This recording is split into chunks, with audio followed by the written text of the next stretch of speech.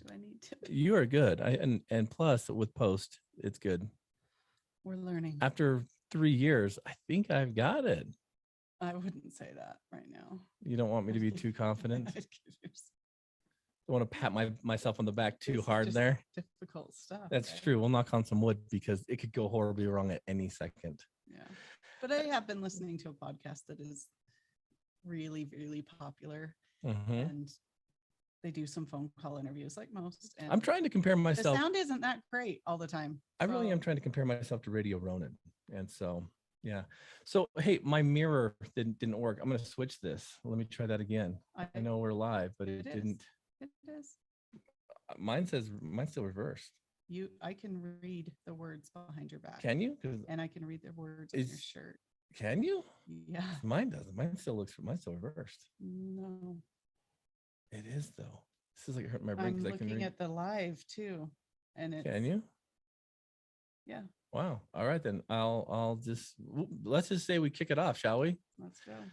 Welcome, listeners. Athletes, take your mark. It's time for One-on-One with Coach Blu and Two-on-Two with Athletic Director Marissa. We've got to change this name. One-on-One sounded really good, but maybe it's 2v2, right? I don't know. If you guys have suggestions, still. We put it out there to listeners. If you have suggestions on a new name, maybe we should use that because, you've been here since day one. Well, I haven't always been on the screen for a while. Yeah. I wasn't. That's true. Nonetheless, I hope everyone is prepared for the holiday Christmas. It is rapidly approaching. T-minus 3 days, 4 days. Yeah. So we're here. And I just want to give another special thanks and shout out to everyone that participated in, that donated towards Project ELF. It was a great success. We've wrapped up pretty much everything at this point. There was a few little outliers that we took care of, and even today. And so thank you all so very much for everything that you've done. You've made this a great success. Yeah, please. We were able to help 34 kids this year, like 10 families, I believe, total, a few bonus kids giving little things here and there. And it's phenomenal. Like every year, we're so grateful to our donors and volunteers. We couldn't do it without you. We make it a big event. We had our big wrapping day on Friday. Oh, so fun. Even the athletes last night were saying many of them had never done that, how much they really enjoyed it. And we did. And we're so grateful for all of them that helped. We ate, we didn't drink, but we were merry, and man, it was fun. It was awesome. Yeah. So thank you. It really does. And the thing is, for all those that donated funds or that donated gifts and whatnot, you may not be able to see it, but I guarantee it, you'll feel it that Christmas morning. Reading some of the thank you notes that were left, just heartwarming. So yeah. Thank you for helping us, Team Addict to Athlete, break the stigma and to be able to help these folks who need it, right? They're just trying to get back, and we can help give them a leg up and have the kids have a Merry Christmas. That's what we're here to do. So I neglected on our podcast with Brandon Turner to thank our Patreon subscribers, but really, listeners, if you want to continue to help Addict to Athlete's mission moving forward, I highly recommend jumping on patreon.com/addicttoathlete. This is a platform that will help you, give to the program, at the same time receive something in return. And right now we are making large dumps of the extracurricular recovery playbook. I got lots of folks on here that are using it, and they're giving me feedback, and we're talking recovery tips to overcome addiction, mental health, and trauma. And so really, whatever tier works best for you, as little as $2 a month qualifies you for all the bonus content. Yeah, please get on and become a patron. It's like 50 cents a week. That's not bad, right? No. But I want to thank our super fans. They are Jerem living in Brazil, Thurston, Holly Davies, Scott Foster, and the Foster family. We got Coach Chris Williams, Brett Frew, Coach Tara Butson, Steve Riggs, Chelsea Olson, and the Warrior Within Podcast and Personal Development by Sensei KP. KP's down in Vegas with rubbing shoulders with the Ronan crew, I think. Cool. We got Kenny Roseman and Earl Dyer as our rookie level subscribers. Thank you so much, gentlemen. Thank you, guys. We got the pro level subscribers, Gary Thurston, who is cruising around the Caribbean right now. Took a picture of his souffle this morning, made us cry. Oh, I wish. That was awesome. And of course, Josh Hansen, thank you so much. Josh, you are a rock star. Our championship level subscribers, the highest tier we have. Yeah. Thank you so much. Shad and Freya Robinson and the Robinson family, Ron and Dee Loesch, and Tracy Whitby. Ron and Dee, I was able to meet under the sad points of losing, our athlete and friend Don. But what a great couple of folks out there, just humble. And Ron and Dee, it was a pleasure to meet you. Such a pleasure. Yeah, just hearts of absolute gold. So thank you, and thank you for your support of Team Addict to Athlete. So listeners, with the holidays, we've been getting several questions in regards to, and this will be kind of a more, well, they're all kind of emotionally charged, but this one's going to be a little bit hard because we've received quite a few interests in touching base on family systems that have unfortunately found their way to divorce or separation. And the holidays seem to kick up quite a few emotions with this. And I really think a lot of people newly in recovery have burnt many bridges, and sometimes that means, burning some family that they don't want to have you over for some of those regular family traditions and holiday events that you're used to. And that's heartbreaking to have to miss out on that. It really is. And so there's several, and unfortunately, relationships, they have a funny way of either being the best thing or could actually be one of the most tragic things in life. And the thing is, I want to preface this with just maybe a word of caution for Coach Blu here, okay? Because Coach Blu comes from a very dysfunctional family system. Many of you who have known this if you've listened to the podcast, right? Yeah. And so divorce is one of these things that I really thought was just part of relationship. I really did believe that there is no such thing as a relationship that could last until the end. I didn't see them. I never understood them. Never saw or witnessed anyone that went through those golden years of the 50th anniversary, the 60th anniversary, all those things. I'm thinking there's no way that's even possible. Yeah. In my own situation in life, it was in and out of relationships with my own mother and the stepfathers. And it was tragic. It was tragic because what it does is it ends up the person, myself, and my family system not being able to bond because at any moment it could be over. And we've talked about this in the past, like when we've had our own kind of disagreements or situations. Yeah. I thought, well, any second now, here comes the D word. Yeah. Never happened. I remember the first time we kind of got into a heated one. And I'm like, so is this it? And you're like, what do you mean? Why? And I'm like, well, doesn't this end in that? And it wasn't anything that would really justify like that level of emotional pain. Yeah. But in my eyes, I thought, well, it was a good run. It's over now. We've never used it as a threat. No. Right. None of that kind of stuff. And, one of the things I think is tragic in all this, obviously, is the collateral damage that happens with respect to children. And during the holidays, it's never more present than this. Now, there are definitely situations where divorce is necessary. I understand that. I truly do. And I would not advocate for marriages to stay together on behalf of the children. That's not healthy. No, it's not good in the long run. But there are so many things you can do to protect yourself, your ex-spouse, and the children if you cautiously approach this in a mindset of, we gave it our best shot. If you did, and if you didn't, which I find more often than not, if you didn't, that's where the degree of animosity, frustration, and anger typically go in, because someone has to be the bad guy. Yeah, but why? But why? Why does someone have to be the bad guy in a situation like this? In most cases, like love and marriage, that's something you expect it to last a long time, and it hurts and it's painful. And so to be able to have a place to put blame, or, it's a way to shift some of that emotion because it's so difficult to address. Absolutely.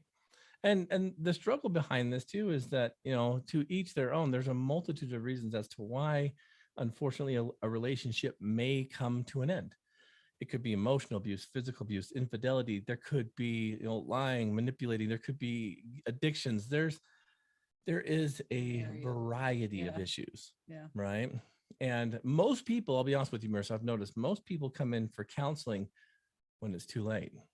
Yeah, you were talking about that the other day, and I'd never even thought about that. I thought, why I've don't noticed people go to counseling? But Yeah, that makes sense that if you're waiting until, you think it's almost over to finally go and talk to a counselor and a therapist, it's probably too late. It's too late. To back And out. what I've noticed is that one spouse has had it, and kind of like the final straw is we're going to get help. And then that spouse on the other side realizes that, oh my gosh, they mean it. So now I better go. Yeah. And so then the what they call it, the come to Jesus conversation starts happening. But the spouse that had to push it has already made up their mind that it's over. Well, and they're probably willing, but I think what you were saying too is by the time that they get in there to the therapist's office, there's been so much pain. Mm-hmm. There's been so much distrust or resentment that it's really, are people unable to fix it? No, it can be fixed. But like you said, there's just so much that it's too difficult for many people to dig out of. Well, and it's also identifying the mechanism of hurt. And, it's things like this. It's things like you have every password to every computer, every phone, every device, you've got your fingerprint on my computer, you got your face recognition on my phone. Yeah. And I'm surprised at how many relationships don't have that. Yeah. And I'm like, what's the privacy for there? Why not? I guess you probably don't have you have most of my passwords. I probably do, but you probably don't have but I have your fingerprint. I do not. Remember. Yeah, no, I know your passwords and stuff, but I'm willing to give it. Like, go ahead. Absolutely. We should get your face and fingerprint on, because then you don't have to remember anything. But the situation is that you'd be amazed at how many people don't. And, things I didn't realize, like separate accounts and separate things, hidden credit cards, all these things that I've heard now recently in my own private practice. And I'm thinking, what is going on? Where is this mechanism of like isolation at the same time trying to portray this intimacy, this emotional intimacy? Well, see, and nowadays you have like Pinterest. I remember years ago started having a secret board, so you could like plan somebody's birthday party. But now it's like probably not being used for that. Facebook has a vanishing mode. You can just vanish all of certain conversations. Really? Yeah. So I did not know that. It's sad. I wouldn't know how to find that, actually. Yeah. I've just done it on accident. That's how I have seen it on like iOS, on iPhones. There is a private tab so that it doesn't record your cookies. And then there's another one that's like not private. And I'm like, what is that? But it's just sad. It's sad to me because even if some people have, the passwords or whatever, that there's social media technology is always creating another way to hide and be. There's a funny meme I showed you the other day that was Skeletor, and he was saying, remember, a deleted history reveals more than a full one. Till we meet again. And he runs away. Remember that? And I thought, that's funny, actually. It's true, though, right? Very, very true. So I understand this, but the thing we're failing to recognize, you guys, is that there are real consequences to this. And it's not just as easy as walking away from a family system. And during the holidays, it really does start to take hold on your heart, and it hurts. Yeah. It hurts a little bit more. For sure, because, it's holidays that you really have those traditions, and it's everyone's together as a family to do this or that, and have dinner and,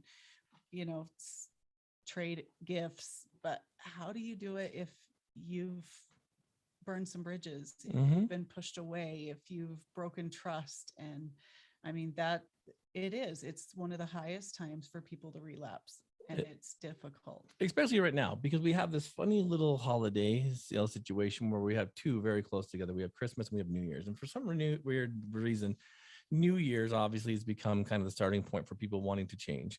But it's also been typically the last hurrah. And then I'm going to make my change. So horrible things can happen in this week. Yep. This next week and a half. So we were asked a little bit through some folks about, what are some tips for surviving the holiday season during divorce?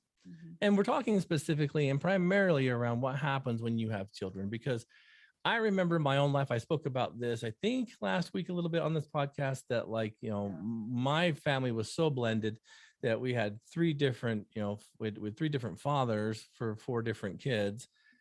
Mine was very absent and, didn't really even involve himself, but the other two did, the other three did. And so there was this weird kind of like, okay, they go with their dad. And then I'm here, with just, okay, playing with the stuff I got. And they come back and they have another Christmas. And I'm like, whoa, whoa. Home with these double gifts. Woo, what is this? Yeah. And how did that, it was interesting. It was interesting. I mean, I got thinking like, man, mine really doesn't give a crap. You start feeling forgotten. Absolutely. Yeah. And so there's things that I think we need to understand, people out there. And my perspective is going to be very different than yours. And mine, happened circa, many years ago. So there's things that you want to understand. And I really do think that to each their own, but first and foremost, we have to be adults in this situation. Okay. We have to, before I even get into some of the ideas that I want to come and push across to you, I want to tell you guys that in any situation, if divorce is the unfortunate result of what you feel needs to happen, you both have to walk with the most upright, head above the water, heart in the right place mindset, or else none of this will work. Yeah. If you are so scorned, if you are so hurt, if you're so disappointed, if you're so excited, whatever, and you start putting yourself above the person that you are leaving, we have a huge problem. Now, I've seen very few couples that have entered into divorce that actually have, kosher type experiences together. Like it or not, if you have children in common, you are forever bonded, forever. And it is not fair to put a child in that situation. I've seen it firsthand. I've worked with it for over 20 years now in therapy. Yeah. The results are not ever pleasant. Because even the most subtle grunt or disappointment or frustration that you feel in front of your children will be absorbed, categorized, remembered, and then, exerted out in behavior later on. Even if you don't share negative things about your spouse. Oh, yeah. They just can feel. And so sometimes those things are, interpreted by the kids just by how, if they're living with mom, say, and mom's mood and emotion, and maybe mom's not saying a thing about dad, but the kids see mom as being sad and broken, and so they start building resentment and anger. 100%. And that's really difficult, and there's no way to help that. That's why you do have to control what comes out of your mouth. Absolutely. So if you're going to be adult enough to make the decision to marry someone, if you're going to be adult enough to actually start a family, you have to remain adult enough if it ends. And that is not easy to do because it hurts. Going to be difficult. It's going to be painful. And if you're the adult and you have children, you're going to have to be the one that acts more mature. See, and that's the thing that I have to really kind of impress you guys. Like we got to be real here and start getting down to the bare bones and the nuts of this kind of stuff, because so many times I see infidelity being the cause of a relationship that really does, end a relationship, end a marriage. And, to each their own. But if you've ever known someone that's been in that situation, they've never been excited and happy that happened. The sex cannot be that good to the point where you are willing to put yourself in that kind of situation. I just don't think a lot of people look forward to what the consequences of that will be. Absolutely. What the backlash and the aftermath in the relationships, your kids' lives. And it's hard. It's hard because it happens very frequently. So what do? You own it, right? You put yourself into the position of knowing that maybe take some accountability. Maybe you're the one that needs to take the accountability for it. And I would say that you take the accountability for your stuff, and you've all got stuff. I know I do. Everyone does. Yeah. So before we jump into this, know that this is going to fall on deaf ears. If you have any shred of animosity, anger, frustration because of what is, remember, it is your resistance to what is that's causing your suffering. Yeah. So if it's your resistance of understanding and conceptualizing the fact that you are now a divorcee, guess where your struggles and your strife's coming from? Divorce. Yeah, absolutely. So what do? Well, I hate to tell you, you got to embrace it. Yeah. So when we're talking about kids, we got to look at these kind of things in a situational kind of mindset. That's like, all right, there are so many relationships I see that end that have court involvement. Okay. And you have to follow what the court says. Yeah. But I've also noticed that there are guys out there that bite off more than they can chew, and they want everything up front. but they don't have the capacity to follow through with it. Yeah. Know what you can and can't do. Number one, take the practical stuff that your children might worry about, logistics. Make sure those things are planned out well in advance. If you're listening to this and you're having the problems, it's too late. You have to now focus on next Christmas, because you can't swing in right now and be like, hey, we're doing this. This stuff has to happen, July, January. Absolutely. If you're experiencing difficulty with your ex-spouse in figuring out those kind of holiday schedules or logistics, keep that conflict away from the children. Mm-hmm. Don't bring it to them. There's no need for it, right? Yeah. Manage the details of the schedules as you would in an adult job, right? Not for the children. Be respectful to your ex-spouse and recognize that children have rights to spend time with both parents during the holidays. They really do. Even though it's going to be difficult. And it's going to be hell of inconvenient, but guess what? Yeah. That's what happens. That's what happens. Absolutely. We have to parent out of our inconvenience. Yeah. We have to divorce out of our inconvenience. It's not convenient, is it? No.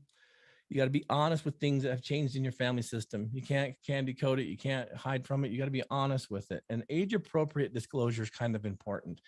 So here's a situation that I find very often, Marissa, and that is there are some parents that want to be so vocal and so just enmeshed with what happened that they will non-age appropriately disclose what happened to kids that aren't prepared. Yeah. There are others that simply hide from it. Just pretend that it didn't exist in the first place, like they got blinders on. And so that leaves the kid thinking what? Guessing. And what happens if they guess? They guess wrong. They guess wrong. And most of the time, I believe kids or anyone, if you're guessing, you're guessing something that worse than what really happened. 100%. We always catastrophize that. So hard on a child. Absolutely.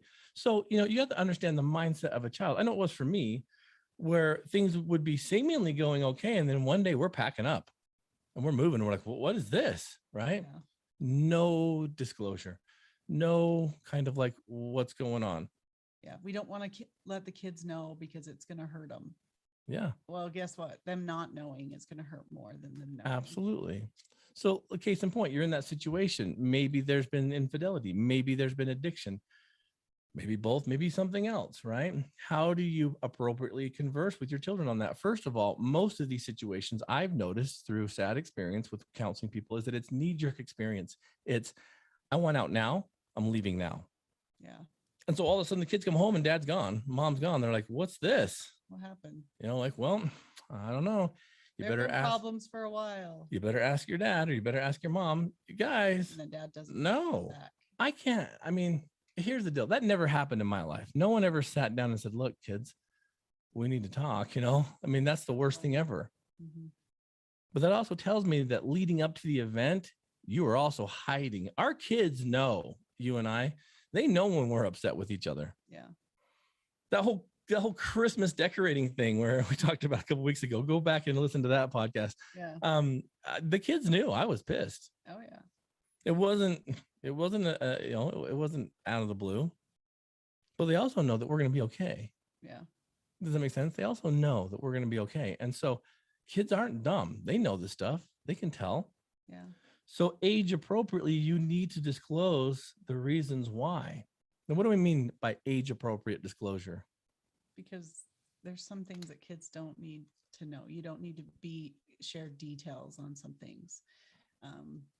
And there's some things that is above their maturity and understanding. Mm-hmm. But absolutely. And I'm saying own your own. Yeah. Own your own. Because here's the deal. The last thing, and I've seen this with folks I've worked with, the last thing, and I'm going to use infidelity because that's a big one that typically leads in divorce. Mm-hmm. The last thing a father wants to do is sit down to their kids, specifically if they're older. If you have teenagers and this happens, you've got to be honest. Obviously you don't get into the inappropriate details of the relationship, but you have to disclose what's happened. And if you're talking like the sex talk with kids, they are asking us, professionals are saying you need to have it earlier and earlier, that it needs to happen at 9 or 10 years old. That seems so young to me, mm-hmm. But that means if there's some infidelity, guess what? 9 and 10-year-olds, need to kind of hear some of it. Mm-hmm. If they're old enough to have the sex talk, they're old enough to hear about some stuff. Absolutely. And guess what? They get to choose how they respond to you. Yeah. So if you're going to try and candy coat this information, you're going to try and like lolly dolly it and try to Disneyland it, they're going to find out real quick that you're not being sincere. Yeah.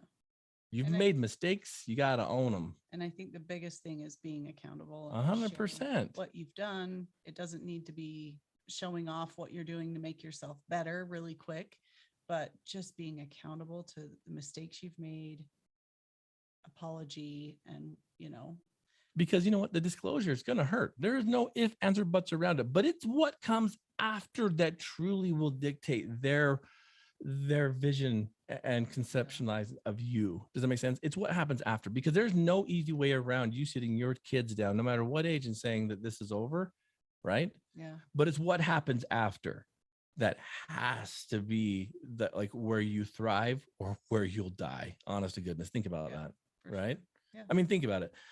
The information is going to be hard, but if you continue to push and you continue to fight and spew and frustrate and make a mess, do you think the kids are going to be like, man, I'm so glad dad was sincere with us. I'm glad mom was sincere with us. Yeah. No, they're going to feel that. You got to remember, kids, especially young ones, they're barometers. They feel this stuff. They don't know it, but they feel it. They can tell things are going on or wrong. You ever been in a situation where you've entered a room and immediately you know what's going on just because of the tension in the air? Oh yeah. You could walk into something where someone's having a very deep conversation and your impulse is to maybe tell a joke or something. You read the room real quick. No one can say a word, but you're just like, okay, not the time. Yeah, there's something wrong. I remember a time I did that way. I did not read the room, and I was working at a treatment center with youth, and I came in and I just heard the funniest joke in the world. And after very, I guess, animately, describing this joke and laughing, I was promptly called to return to do a drug test because someone had stolen meds from this nursing station. Yeah. And I'm like, if you guys didn't like my joke, you could have just told me. You don't need to. Yeah, but it was funny because I was like, this is the funniest joke ever. And they must have looked at me and been like, read the room, man. That guy must be high. Yeah. I had him be. Because it was a serious situation. They knew something was missing. They were just all there. All the nurses were there. And I'm like, perfect crowd. Yeah. And they didn't find it funny. Yeah. So that was that. I didn't read the room very well. Yeah. But kids do. They read that kind of stuff. I remember, a family member that a long time ago that was upset, just traveling, just nothing wrong, but just traveling, just the tension in the air ended up giving the kid hives, and they weren't even upset with each other. It was just like the stress of traveling. Those kids, they really are. They're magnets to that. Well, so really quick, we have a viewer, Ro, wants to share about. She says, honestly, because she's been divorced, Mm-hmm. I've been that parent initially that did talk bad in the beginning, but realized it was toxic to do so. So I ended up sitting my kids down and I apologized for anything I've said about my ex to them. And I promised to never do it again. And that taught them that I am wrong at times, but I can take accountability and make it better. Thank you, Ro. And she's human. Yeah. I'm not going to say that you got to be like best friends. You can be hurt, but all in the same breath. And you're going to make mistakes. And that's absolutely. That's who Ro is. Ro's not going to just be like, okay, now that the storm's passed, I got to take accountability. Kids, hey, I was hurt.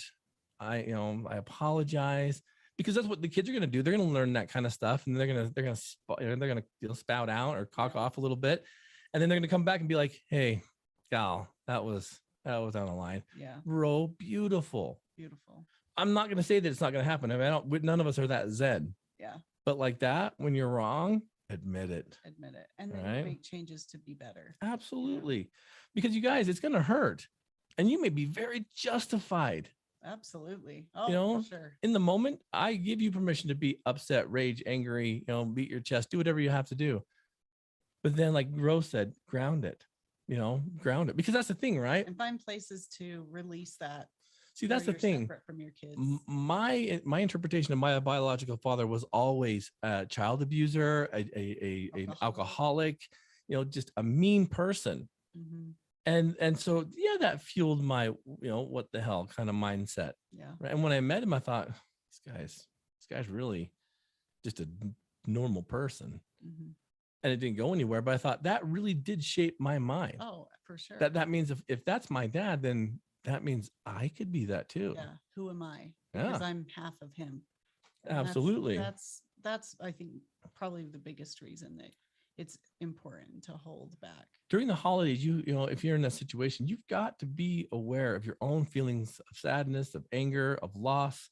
And your children deserve to celebrate, you know, outside of your feelings. Mm-hmm. Does it make sense?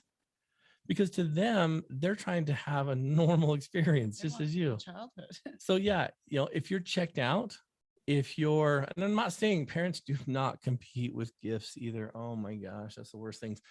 Don't compete with gifts. And the other thing, Disneyland dad, yeah, you know, the dad just swoops in and takes them to do fun things and then drops them off, and mom has to do the discipline and the chores and the homework. Be an adult. That's hard at home when Mm-hmm. that happens. And I know of many family systems that happens in. Don't ever do that. Be an adult.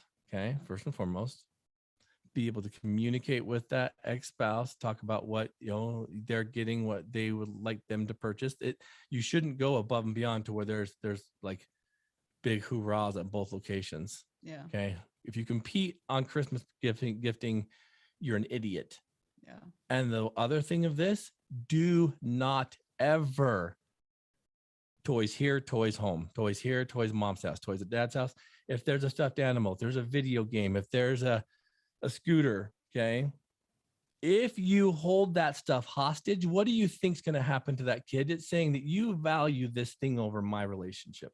This thing that I love can only be here. So my love for you, it depends on what I have, not what I can give you. That is the worst thing. Yeah. Think about that for a second. I get it. I totally get it. But guess what? We got to think outside the box here. Well, I know some, you know, one of Camden's friends, his mom does not like video games. She doesn't like that. So yeah, he has a Switch, he has video games, but they're only allowed at dad's house. So where does he want to spend most of his time? At dad's house, because that's what he likes. Guys, but, I get it. You know, you can have rules, and that may be one of them. But if you're giving a child a gift, that's theirs. That doesn't mean it's theirs in your house and at this time. Oh, wait a second. Once a week. So if I gift you something, it's yours? Mine, and I can have it where I want it. That listeners, please wrap your head around that, right? Yeah, it's true. You don't give a gift with stipulations. So if you're thinking of a gift you want to give your child, but you have stipulations, you may want to reevaluate and look at something else. Yeah, because guess what happens? I've noticed this. I noticed this 20 years ago when I first started working with youth. Don't let your kids hear this. If you have young children in your car and you ever turn this down, okay? Kids always win. Always. I remember this clear as day. It was years and years and years ago. I was working at a treatment center with youth, outpatient drug court kids. And this girl came in. Her name was, I think, Jess. What was the name? Jessica. And she said that her dad was so upset with her because of a truancy ticket, and because she had been in trouble for alcohol, that he's like, well, if you're gonna do this, you don't need your horses. She had a horse, and she's like, fine, I don't want my horse. She's like, fine, I'll sell your horse. She's like, fine, sell my horse. And guess what he did? Sold the horse. Yeah, he sold the horse. So dad thought he won. So guess what happened? Dad thought he won. He thought he won, and guess what happened? What? Jess started isolating, blocking herself off. Then he felt guilty. So what did he do? Bought another horse. Guess what she did? I don't want it. I don't want it. You'll take it away. I don't want it. Yeah, I don't trust you. And then he's like, look, maybe we can do this. I don't want it. And again, maybe he won that fight, but he lost the relationship. He lost the relationship. And what's more important, you and I learned this when we had to stop taking the phones from the kids. It was the one thing that they really valued, and we're like, that's it. Yeah. Right. And as hard as it is, we had to come up with outside of the box approaches to this. Yeah. And it wasn't easy. No. We can limit access, right? We can turn off internet. We can, not say, yes, you can have more time for Instagram and stuff. Yeah, or give them, they've got to pay the bill and they can figure out how to pay it so it becomes theirs. I had one parent just recently take away music from their kid, and I told them, you give it back immediately or else you're going to see heavy duty consequences. That is the only mechanism of soothing. So it's like think about the thing that you love the most and I'm taking it away. Yeah. You can't do that. Those are not so gifting those things. If it's a gift, it stays with the kid, and I get it. And one of the times I was able to learn and understand that like kids are in control, potty training. Oh yeah. Way back then. It's potty training. That's like one of the worst because you don't have control over that. The kid will learn and will go when they're ready.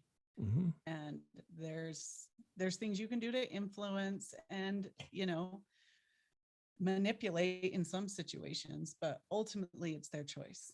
And if you push something too far, I've also seen the detriment of that it becomes a very damaging thing to a child. And then we have serious control issues and self-esteem issues. And then there's psychological issues and problems forever. Inevitably, this will happen more often than not as well. And that is during divorce, especially during the holidays, even that you may have a child or children that refuse to visit you, to refuse the visit. And the court orders are one thing. But I need you to understand the concept. And whenever I say this to people, Marissa, it drives them nuts because it seems so strange. And that is relationships before rules. Yeah. What does that mean to you? That's a hard one. You've got to be able to be respectful of the things that they want. And if that means they don't want to see you, you've got to respect that. Even if the court and the judge says you have to have this certain time with dad, if the kid doesn't want to, it's horrible. That's painful. I can't even imagine. I can't. Well, yeah. I mean, I actually can because I've seen it in my own life. But I get it. Yeah. But you've got to be able to respect that and respect their choice and their decision and find another way to show them, tell them that you love them, but respect what their choice and decision is. It's a hard one. That's why one of the hardest things ever, because not only did the relationship or the marriage dissolve and end in a divorce, but now the kids feel as though they're taking sides. Now, granted, if you're in a situation where your spouse and you are not on speaking terms and that there's court appointed drop-off points and all this kind of stuff, then this is way out of the box and you've got a whole lot more load to try to unpack. Yeah. But this also happens when kids, they feel, guys, they have real feelings. And it's not that they're picking sides. It's on an emotional level. This is all they can handle right now. Absolutely. And if you truly want to respect your children, even though and the older ones are this way, then you have to truly respect their wants. Yeah.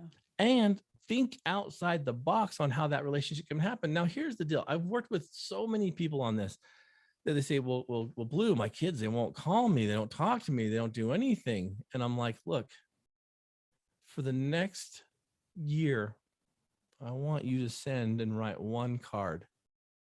I want you to send one text. And I don't want you to, if you hook them or if you guilt trip them, you're done. Yeah. But it's, hey, thinking of you. Hope everything's okay. I love you. Or it's, hey, I watched this game on TV. Remind me of this. Hope ball's going well. Yeah. You do not put an expectation on there for a return message. You're sending it into the universe. Yeah. But what happens? Consistency, right? Empathy. You're giving them their agency to choose. Their time. Yeah. And it needs to be on their timetable and their willingness. And I know sometimes that seems difficult. Like, well, yeah, but mom's there saying, yeah, don't see dad. Don't go talk to him. Don't do this. And they'll just listen to mom because mom's in their ear. But I think in most cases, that's not always the case. No. I think most moms know that kids need relationships with their dad. I think most moms would love a break and have kids go with their dad or the opposite spouse. So you've just got to give them time and respect it. And the second that they are ready, I'm sure they'll reach out. They will. And letting them know that, hey, I'm here. They will. When you want to talk, they absolutely will. But if they feel as though, it's forced or it's pushed or it's demanded, they'll win. Now, here's the funny thing too, is very few people that hear this will ever do this because it's inconvenient. Very difficult. Yeah. It takes the time. There's only one person that I know of that I could actually call up today and say, I want you on my podcast. Tell me how you did this. And that's exactly how he started. He started with, because his kids were small, they couldn't read. He would get those cards that you could write a little message and you could talk into it. Yeah. Hey buddy, thinking of you, love you, looking at the moon like we used to do, whatever. And he did that consistently. And then once he got a little older, right, he started like sending like cards, and just little messages. Yeah. And he's like, I don't know if my ex is giving them to him or not, but I know they're sent. Yeah. Right. And it was like 3 years, and the kid responded. Nice. And it was on his terms. You've got to be okay with your kids being upset with you. Yeah. You got to understand, they didn't choose this. You did. Absolutely. Right. I think number one. Yeah. Absolutely. And so if you say you're going to do something, you better damn well do it. I remember my own siblings looking out the window, waiting for their dads to come occasionally, and they wouldn't show. Times that they promised. I remember me looking out the window thinking maybe he'll come, and he never came. Yeah. Does that make sense? You cannot do that, because if you think that divorce is going to solve all your problems and you're going to become the world's greatest mom or dad, it's not. No. All those behaviors that got you there are still going to be very present. Yeah. Right. And so this is not easy. I'm not talking about adult children, teenagers. Okay. One of the best things you can do is be 100% accountable. Okay. 100% accountable. And I would say that if you have communication issues, it's time to write a letter. And it's time to write a letter and do it with what's called search talk and not control talk. Okay. So search talk basically means that you are asking and talking open-endedly. You're not demanding anything. You're not requiring anything. You're not expecting anything. You're just talking. Mm-hmm. So a letter could be to, maybe I'll say to a daughter, I could say, hey daughter, I've been thinking a lot about you. And I'm sure that the things that have happened have really called into question a lot of who you believe I am. I want you to, I'd love for you to know that I'm okay. And I understand the pain that this must have brought to you. And for that, I want to take accountability for. I'm giving you time. I understand the frustration that you have. You have every right to have that anger at me. And the thing is, as you're talking, you are not saying, I'm still the same dad I always were. I don't know why you won't give me any time, or why you refuse our visits. I love you. Show me that you, yeah. If you do this in a search talk method where you have open communication with yourself, it's almost like you're allowing your thoughts to process, right? Saying, you know what, I know it's going to take time and I miss you, but I also want you to know that I support you. And whenever you're ready, if you're ever ready, I'm here. I love you and I respect your choices, your decisions. Mm-hmm. But I would love to visit with you if you're ever open to that. And absolutely. And the thing is too, is if you need help with this, believe it or not, Coach Blu is very good at this. Yeah. I can help you, draft again a letter that when read will not be taken as fight talk or spite talk. Yeah. Communication is a beautiful thing. But we all want instant gratification. We want instant results. Well, it doesn't work that way. Sometimes the child will say, okay, I want to see you, but in this construct. Mm-hmm. And that may not be okay with you because that feels uncomfortable and horrid. And, what do you do in that sense? Yeah. See, here's the thing. Time. You've still got to time respect it. If they and want, consistency. Yeah. And if they want to see you, but it's in something that's uncomfortable for you, still go. Mm-hmm. All that will tell them is that you love them enough to be uncomfortable. What does Dr. Paul say all the time? I love you no matter what. And even if. I love you no matter what. And even if. And even if. Now think about that. Okay. Let's say like your child has a school play and who else is going to be there, right? the in-laws, everybody, and you're like, oh man, but she or he really wants you to attend. Do you not go because it's uncomfortable for you, or do you go because you love them, even though, right? Yeah. Even though it's uncomfortable, even though it may be painful for you, you're still going to show up. What does it tell the, what does it tell the kid? That, yeah, you're going to do hard things, things that are uncomfortable. Because why? Because you love them. Because if you say, I won't do that because that's uncomfortable to me, you're telling your child, I only love you in situations I'm okay that are with, convenient to me, and that are, I'm okay with, that are comfortable, that are easy, because the other stuff's too hard for me. And all that's telling your child is, I can't love you in certain times and certain places and certain things. And there are listeners right now that are like, hard. well, you don't know my situation. But my situation's harder or a worse. A special case out there. You're not. Yeah. You are absolutely not. You were comfortable enough to provide whatever situation that happened to get That you into led that to a situation. So divorce. guess what? It's time to step up and to put something first. And it's not you. No, it is not you. Yeah. If you truly want that relationship, you're going to have to do extremely challenging and hard things, right? absolutely. I mean, it's one of the hardest things. It's like constantly feeling like you have to be accountable, you know? I mean, after accountability, instead of blaming, hello, victim versus agent, that's one of the biggest things. Yeah. You know what? And if you walk through that door and everyone in that Christmas party or everyone at that play or whoever, they're looking at you and they're just like, what a piece of crap, what a piece of work. You walk in with your head held high and you zero in on that child or that situation and you just be there for them because it's not about you. Yeah. It's a hard one. But what's that kid going to see? See dad showing up. See dad showing up for them. Yep. Even though and because. Yep. And I'm sorry, but guess what? It's going to hurt. It's going to be uncomfortable. You got to show up. That's the biggest gift you could give a kid, right? They're going to have questions. You're shattering everything that they knew. Typically, it happens before they reach like accountability in adulthood. And so they're going to be in a paradigm where they feel like they're part of an industry, part of a family, and then boom, rock solid, everything's gone, and they're going to feel inferior. That family. These kids are going from a nuclear family into feeling inferior now. Like, this isn't what I thought it was. It shakes their foundation 100%. Everything they knew. And then we wonder why. Even if they know mom and dad have fought and have problems and issues forever, it's going to hurt and shatter everything. Absolutely.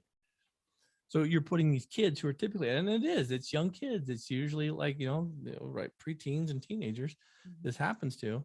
So if you wrecking ball the relationship, right, because of infidelity, addictions, you name it, they're going to feel like they were part of something yesterday, but today they're not. That's a death. That's grief. That is what grief and trauma is, 100%. And then what's that next? So when they slip into, to 13 to 19, it's identity versus role confusion. And where do you think these kids are going to slide into? Yeah. They're not going to have a strong identity. They thought they were a son or a daughter in this family. They were part of this in this neighborhood and this whatever, because obviously things change, moving happens, all this stuff. So now all of a sudden they're like, ooh, yikes. I'm kind of role confused. What is this? Who am I? And guess what happens when they turn into to adults and they try to get into their own relationships? Intimacy versus isolation. Yeah. They're starting to read. They're like, everything I thought that my mom and dad loved about each other was wrong. So do I have the capacity to do this? Yeah. And they have a difficult time being open and vulnerable to someone else. Right. And so. But let's flip the script. What happens if, although divorce unfortunately happens, but it's taken with different stride, it's observed in a different light, it's recognized. They look at those bad things and think, okay, I'm gonna just stay with my spouse because this is gonna be better for my kids because I've seen the bad side of it. No. And here's the deal. I'm holding each parent accountable on this, because here's the deal, right? If things are to the point of no return and divorce is necessary, you both have to freaking be adults in this. Yeah. It didn't work. But if you start pissing and moaning and getting angry and violent, you're destroying everything, and it's only going to hurt you. Yeah. And you're going to leave in your wake some emotionally damaged family. And so what if on the flip side of that, you're being appropriate and mature and great, but the other spouse isn't? Yeah. What do?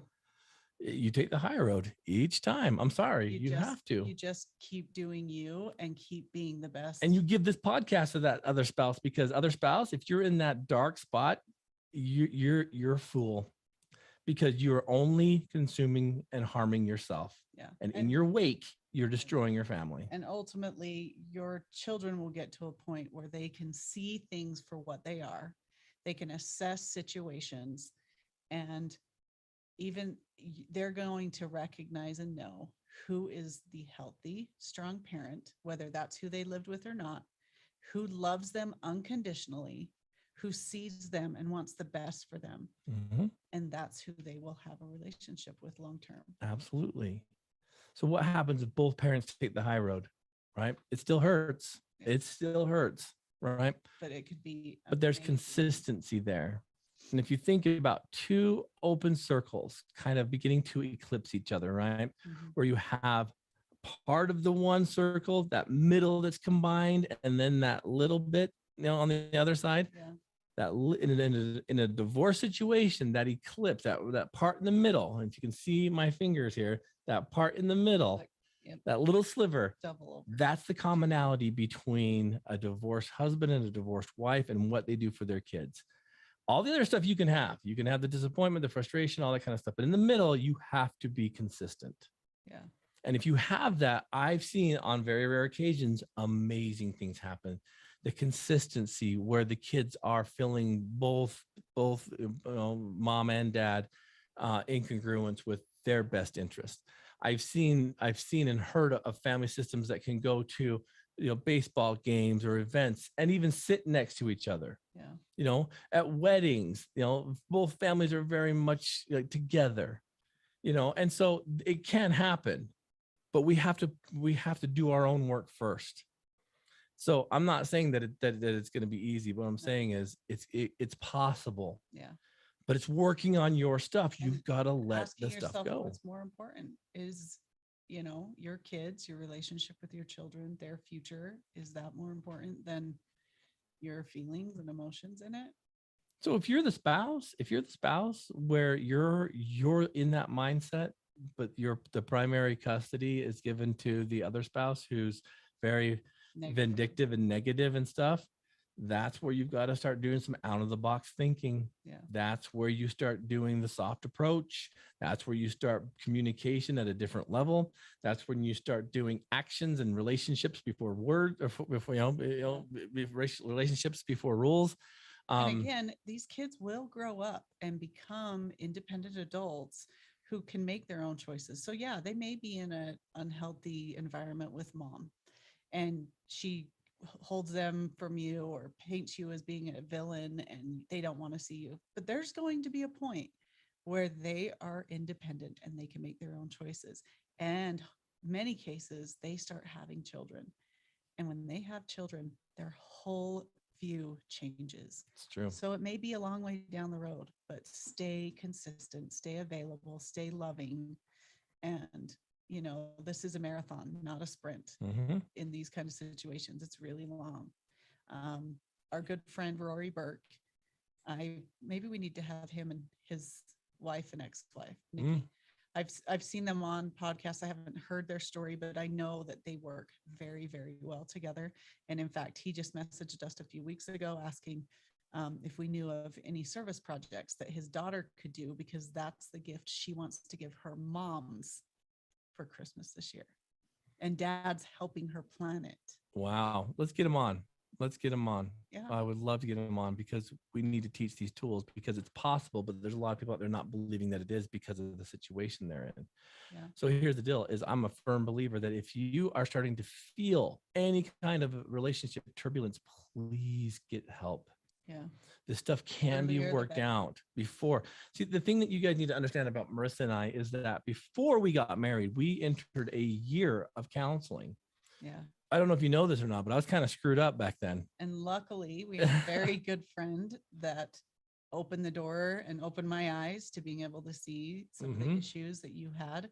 And I, said, I went for a while by myself. And then when I asked you to marry me, he's like, well, you better start bringing her in here because I might need to So she knows the mess she's going to marry. And you know what's crazy? When Marissa started attending therapy with me before we were married, I started realizing that, wow, she has some of her own stuff.